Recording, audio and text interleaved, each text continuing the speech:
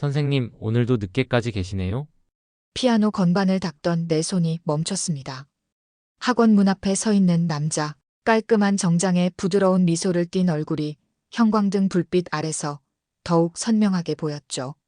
매주 금요일 저녁 8시 조카를 데리러 오는 그 사람이었습니다. 아, 재혁 씨. 오늘 민서 수업 끝났는데 잠깐 화장실 갔어요. 내 이름은 수진, 32살 피아노 강사입니다. 강남음악학원에서 일한 지 5년째 매일 똑같은 일상이 반복되던 어느 봄날이었죠. 그날도 평범한 금요일이 될 줄 알았습니다. 항상 감사해요. 민서가 선생님 덕분에 피아노를 정말 좋아하게 됐어요.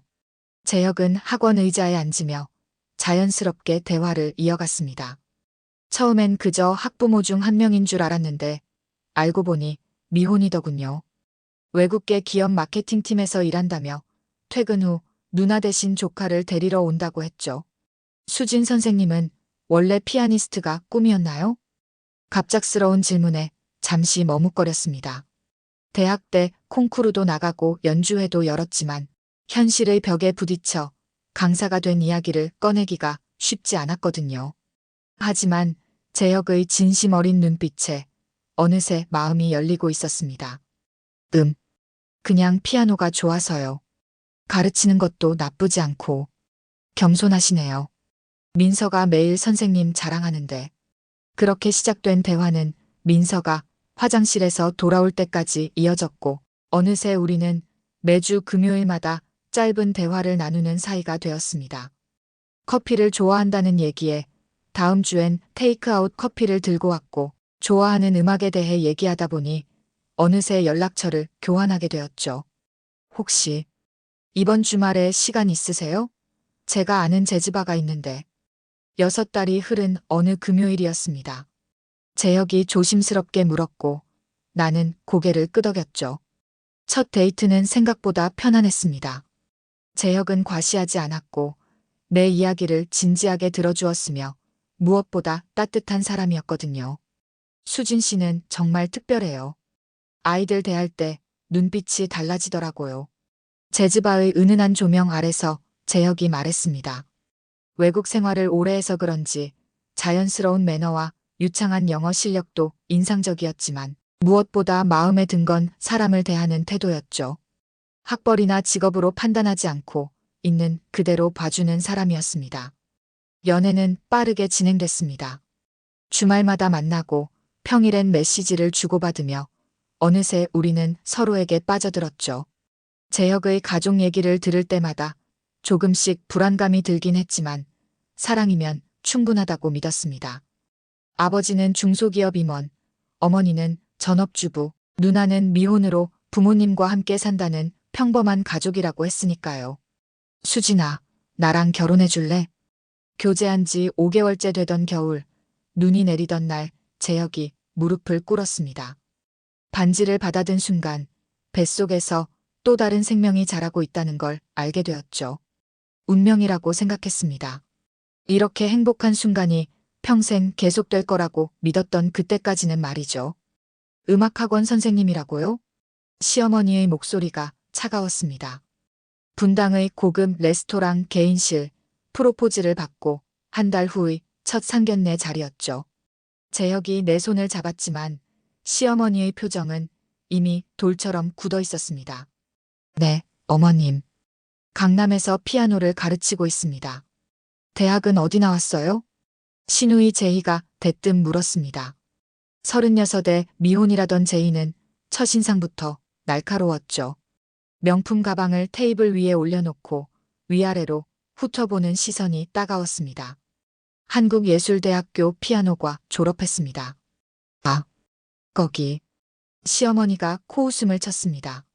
마치 들어본 적도 없는 학교라는 듯이 말이죠. 시아버지는 처음부터 끝까지 나를 쳐다보지도 않았습니다. 그저 재혁에게만 말을 걸 뿐이었죠. 재혁아, 회사에서 진급 얘기는 어떻게 됐니?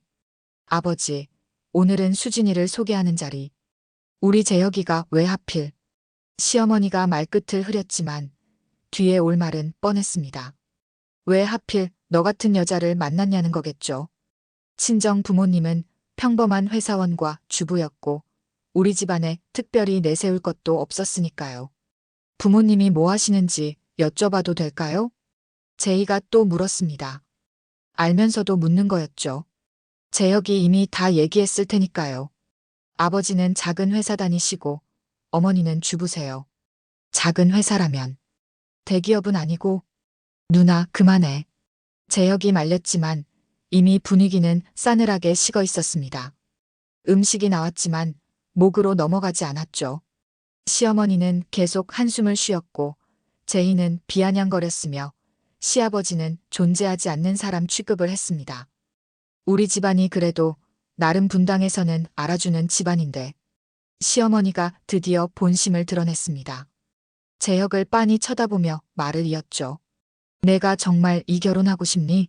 집안도 안 맞고 학벌도 그렇고 솔직히 우리 집 며느리감은 아닌 것 같은데. 순간 숨이 막혔습니다. 재혁이 벌떡 일어났지만 나는 재혁의 팔을 잡았죠. 여기서 싸우면 더 안 좋아질 게 뻔했으니까요. 어머님, 저희가 서로 사랑합니다. 그리고 재혁이 심호흡을 하며 말했습니다. 수진이가 임신했습니다. 폭탄 선언이었죠. 시어머니는 물잔을 놓는 손이 떨렸고 제이는 입을 벌린 채 말을 잇지 못했습니다. 시아버지가 처음으로 나를 쳐다봤는데 그 눈빛은 경멸 그 자체였죠. 뭐, 벌써 애를 만들었다고? 제이가 소리쳤습니다. 그래서 결혼을 서두르는 거였구나. 일부러 애를 만든 거 아니야? 누나. 재혁이 버럭 소리쳤지만 제이는 멈추지 않았습니다. 아니면 뭐야? 우리 집안 돈 보고 일부러. 그만해. 재혁이 주먹을 테이블에 내리쳤습니다. 레스토랑 전체가 조용해졌죠. 하지만 시어머니는 차가운 목소리로 말했습니다. 애를 지우든지 아니면 결혼을 하든지.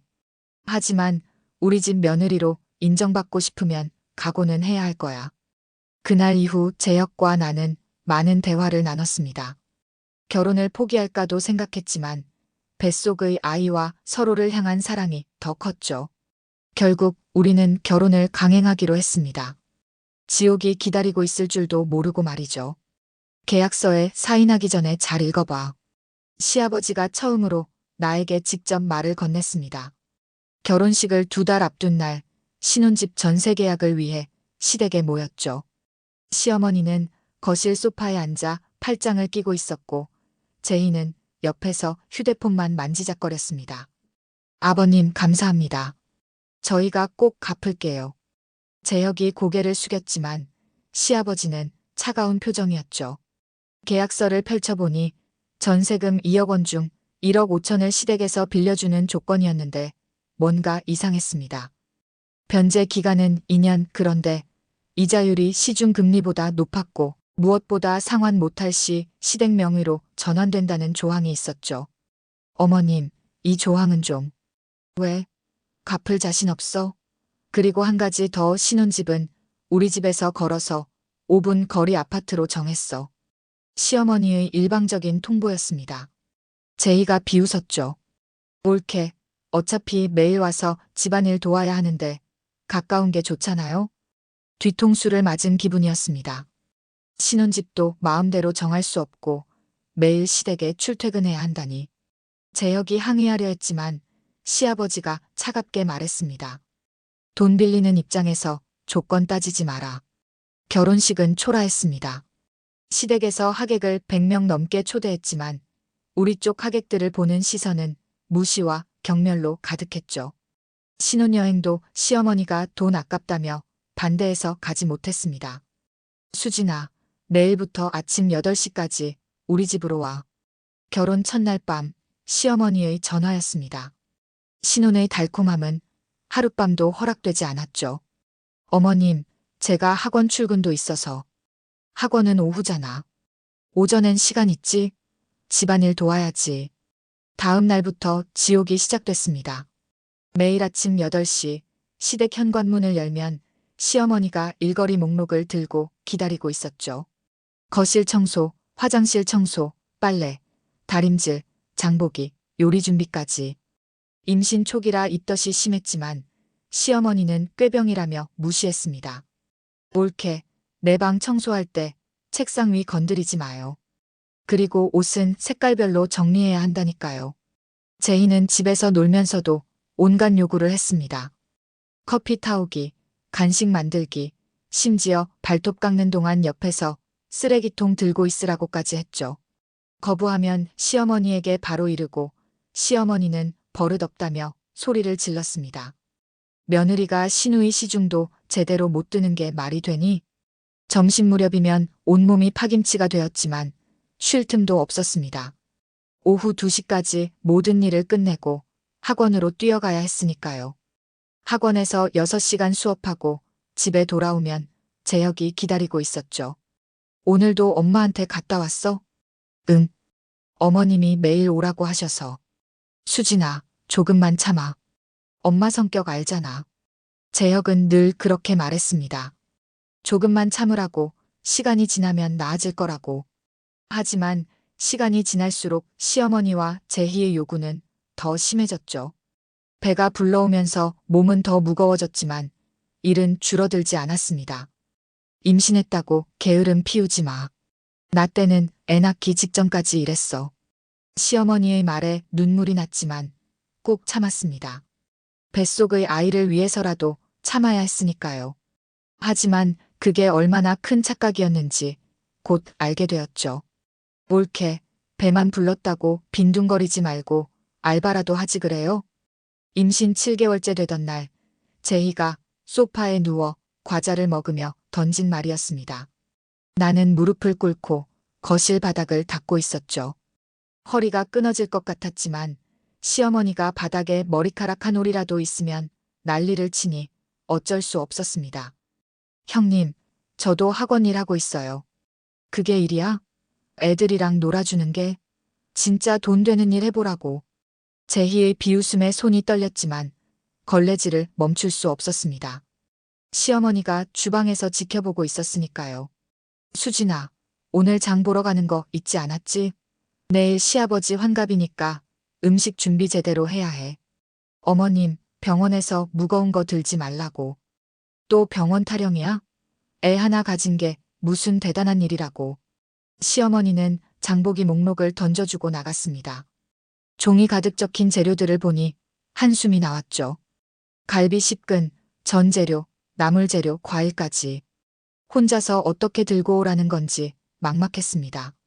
시장에서 장을 보는 동안 배가 팽팽하게 당겼습니다. 의사 선생님이 조산 위험이 있으니 조심하라고 했는데 무거운 짐을 들고 걷다 보니 숨이 차올랐죠. 겨우 시댁에 도착했을 때는 온몸이 땀으로 젖어 있었습니다. 너무 늦었잖아. 빨리 음식 준비해야지.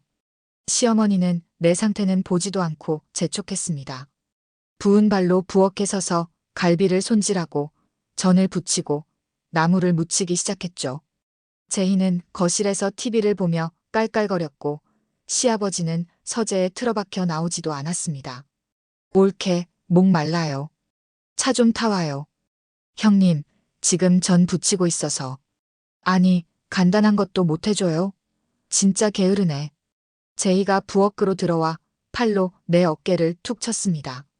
순간 중심을 잃을 뻔했지만 가스레인지를 잡고 겨우 버텼죠. 왜 그래요? 설마 또 엄살? 제희의 조롱이 계속됐습니다.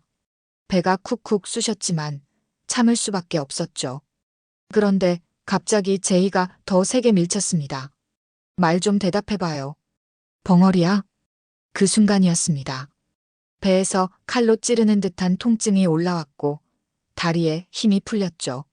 그대로 바닥에 주저앉았습니다. 뜨거운 무언가가 다리를 타고 흘러내렸어요. 어머, 어머님. 제희가 비명을 질렀고 시어머니가 뛰어왔습니다. 피가 바닥에 번지고 있었죠.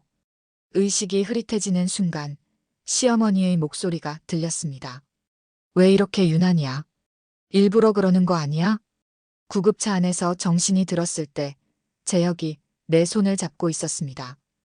회사에서 급히 달려온 모양이었죠. 눈가가 빨갛게 충혈되어 있었습니다. 수진아, 괜찮아? 의사가 조산 위험이 있대. 무슨 일이 있었어?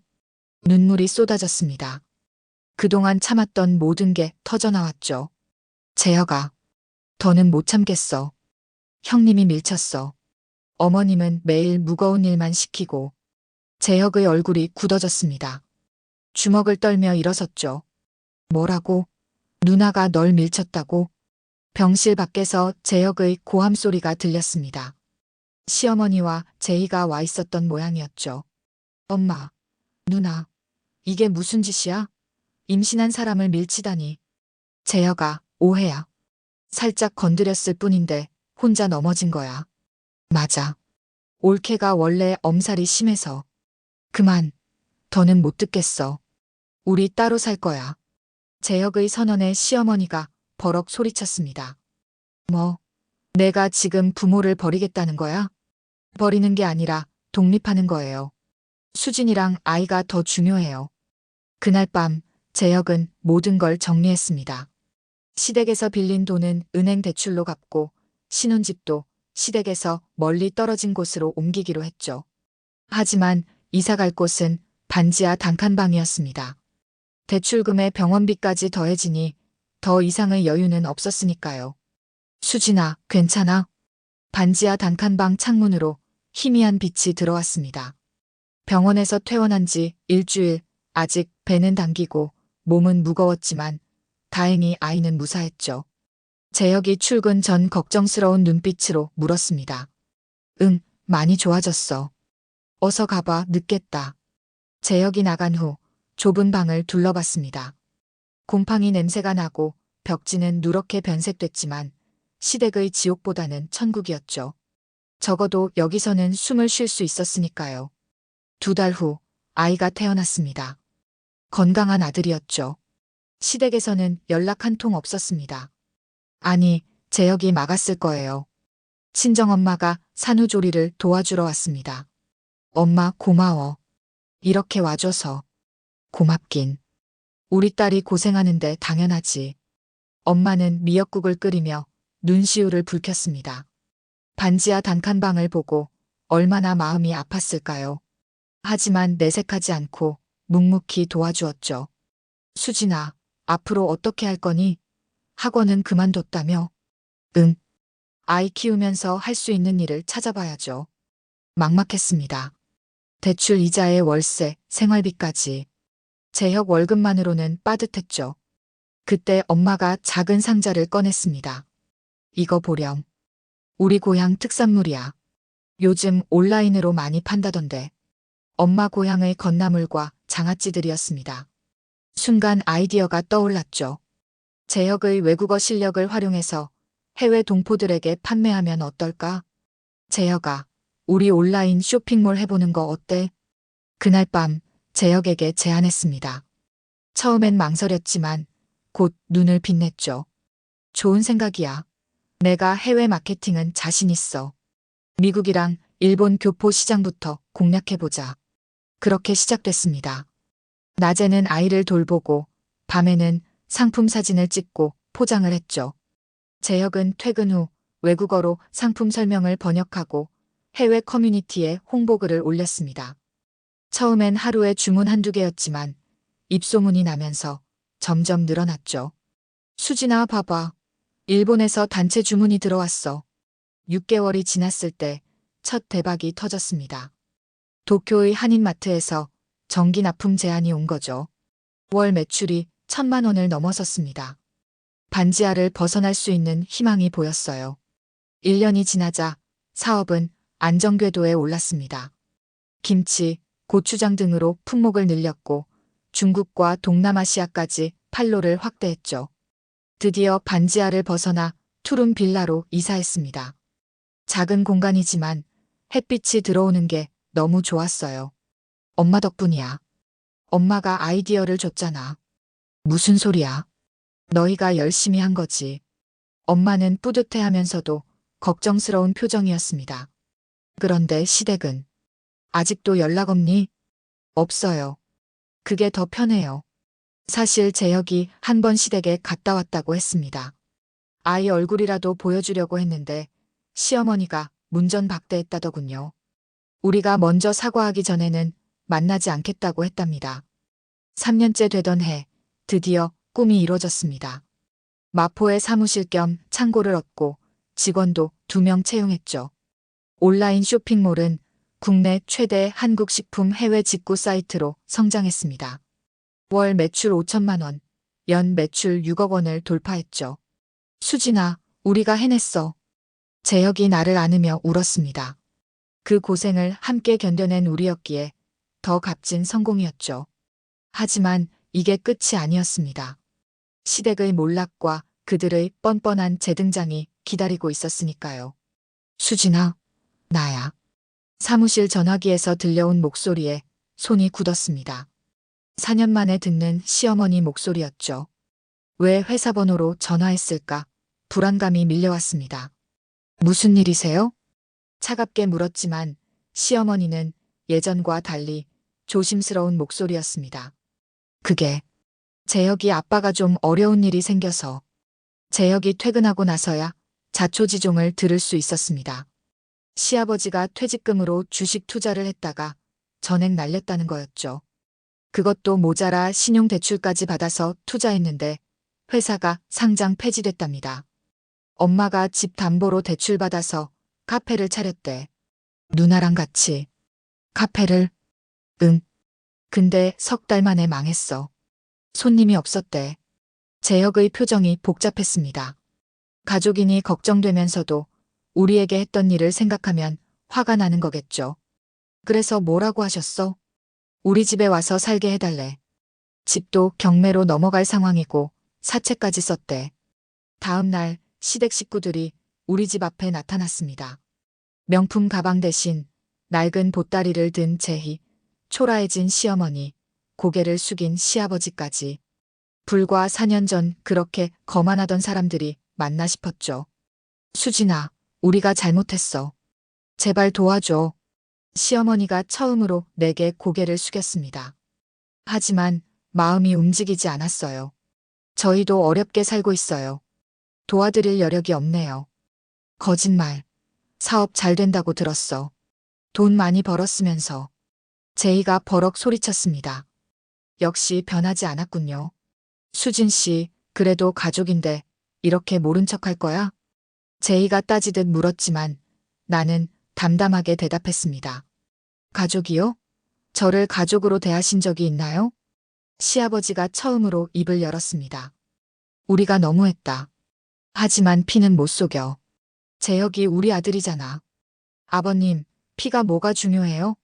임신한 며느리를 노예처럼 부리고 쓰러뜨리고도 가족이라고요? 재혁이 단호하게 말했습니다. 저희는 도와드릴 수 없습니다. 다른 방법 찾아보세요. 시댁 식구들이 떠난 후 재혁이 한숨을 쉬었습니다. 괜찮아? 응. 오히려 시원해. 이제 진짜 끝이구나 싶어서. 하지만 이게 끝이 아니었습니다. 일주일 후 시어머니가 다시 전화했죠. 다음 주에 너희 회사 오픈 행사한다며? 우리도 갈게. 네. 가족이 축하해주러 가는 건데 뭐가 문제야? 뻔뻔함에 할 말을 잃었습니다. 하지만 그때 번뜩 아이디어가 떠올랐죠. 그래, 오시라고. 제대로 보여드릴 테니까. 환영합니다. 오늘은 저희 회사 창립 5주년 기념 행사입니다. 마포 사무실 1층 홀이 손님들로 가득 찼습니다. 거래처 대표들, 직원들, 그리고 친정 가족들까지 150명이 넘는 사람들 앞에서 마이크를 잡았죠. 입구 쪽에 시댁 식구들이 어색하게 서 있는 게 보였습니다. 오늘 특별한 전시를 준비했습니다.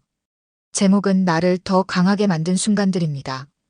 홀 한쪽 벽면의 커튼이 걷히자 대형 스크린이 나타났습니다. 첫 번째 사진이 떴죠. 반지하 단칸방에서 신생아를 안고 있는 내 모습이었습니다. 5년 전 저는 갓 태어난 아이와 반지하에서 시작했습니다. 다음 슬라이드로 넘어갔습니다. 날짜와 함께 문구가 적혀 있었죠. 임신 7개월, 신우이가 말했다. 마이너스 배만 불렀다고 빈둥거리지 말고 알바라도 하지 그래요? 웅성거림이 일었습니다. 재희의 얼굴이 새빨갛게 달아올랐죠. 시어머니가 말했다. 마이너스 임신이 무슨 병이야? 애 하나 가진 게 뭐가 대단해? 환갑 준비하다 쓰러진 날 마이너스 시누이가 밀쳤고 시어머니는 물었다. 일부러 그러는 거 아니야? 스크린을 보는 사람들의 표정이 굳어졌습니다. 특히 거래처 여성 대표들은 혀를 차며 고개를 저었죠. 하지만 전 포기하지 않았습니다. 이 모든 걸 견뎌낸 이유는 마지막 슬라이드가 떴습니다. 직원들과 함께 웃고 있는 현재의 모습이었죠. 스스로 일어설 수 있다는 걸 증명하고 싶었기 때문입니다. 박수가 터져 나왔습니다. 그때 시어머니가 버럭 소리쳤죠. 수진아, 이게 무슨 짓이야? 가족 망신시키려고. 마이크를 든 채 시어머니를 바라봤습니다. 어머님, 망신이요? 전 사실을 보여드린 것뿐이에요. 우리가 널 도와줬잖아. 돈도 빌려주고 이자 붙여서 다 갚았잖아요. 계약서대로요. 제이가 앞으로 나섰습니다. 수진 씨, 이렇게 나올 거야? 우리가 어려울 때 도와달라고 하니까 이렇게 복수하는 거야? 복수요? 전 그저 제 이야기를 한 것뿐이에요. 부끄러우신가요? 그럼 처음부터 그런 말과 행동을 하지 않으셨어야죠. 거래처 대표 한 분이 나섰습니다. 일본 수출 파트너였죠. 실례지만 저분들이 그 시댁분들인가요? 대단하시네요. 임신한 며느리를 그렇게 대하시다니. 다른 손님들도 수군거렸습니다. 시아버지가 황급히 시어머니와 제이를 끌고 나가려 했지만 나는 마지막 한마디를 덧붙였습니다. 어머님, 기브 앤 테이크라는 말 아시죠? 주지 않고 받기만 하려는 사람에게는 아무것도 줄 수 없어요. 시댁 식구들이 나간 후 홀은 다시 화기애애해졌습니다. 친정엄마가 다가와 내 손을 꼭 잡았죠. 수진아, 잘했어. 이제 진짜 끝이구나. 재혁도 내 어깨를 감싸며 말했습니다. 고마워. 용기 내줘서. 우리가 함께 이겨낸 거야. 그날 이후 시댁과는 완전히 연이 끊겼습니다. 들리는 소문으로는 지방 소도시로 내려가 작은 가게를 운영한다고 하더군요. 나는 여전히 바쁘게 살고 있습니다. 이제는 동남아시아 지사 설립을 준비 중이죠. 하지만 무엇보다 중요한 건 내가 나답게 살 수 있다는 거예요. 누구의 며느리가 아닌 수진이라는 한 사람으로 말이죠. 엄마, 이거 봐요. 우리 회사가 신문에 났어요. 8살이 된 아들이 태블릿을 들고 뛰어왔습니다. 경제신문 일면에 우리 회사 기사가 실렸더군요. 반지하에서 시작한 연 매출 100억 기업 제목이 눈에 띄었죠. 수진 대표님, 인터뷰 요청이 또 왔습니다. 비서가 서류를 건넸습니다. 방송국 세 곳에서 창업 스토리를 다루고 싶다는 거였죠. 이제는 익숙해진 일상이었습니다. 오후에는 베트남 호치민으로 출장을 갔습니다. 동남아 첫 지사 오픈식이었죠. 재혁이 현지 법인장으로 먼저 가 있었습니다. 수진아, 드디어 여기까지 왔네. 공항에 마중 나온 재혁이 환하게 웃었습니다. 열대의 햇살 아래서 더 건강해 보였죠. 우리가 정말 해냈구나. 오픈식은 성공적이었습니다.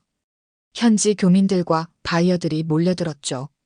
한국 음식뿐 아니라 K-팝 굿즈까지 판매 영역을 넓힌 덕분이었습니다. 호텔로 돌아와 창밖을 보며 생각에 잠겼습니다. 9년 전 그날이 떠올랐죠. 시댁에서 쓰러졌던 날, 죽고 싶을 만큼 비참했던 순간들. 하지만 지금의 나는 달랐습니다. 휴대폰이 울렸습니다. 모르는 번호였죠. 여보세요? 수진아. 나야. 시어머니였습니다. 5년 만의 연락이었죠.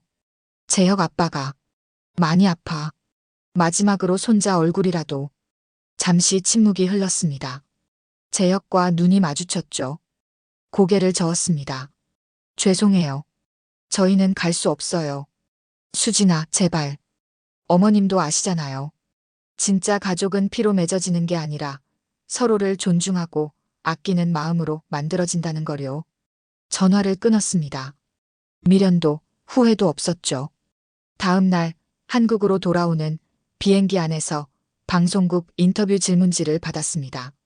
마지막 질문이 인상적이었죠. 성공의 비결이 뭐라고 생각하시나요?